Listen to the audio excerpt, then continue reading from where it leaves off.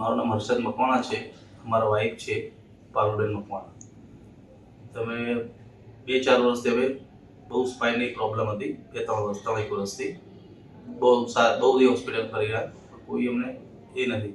સેલ્બી હોસ્પિટલમાં અમે જોયું, યુટ્યુબ પર જોયું તો અમને ત્યાં આશીષ સરનું નામ જોયું, સ્પાઇન સર્જન. તો પછી એમના ત્યાં અમે હોસ્પિટલની સેલ્બી હોસ્પિટલમાં અમે આવ્યા બતાવવા માટે. તો અમને ત્યાં સાહેબની સલાહ લીધી.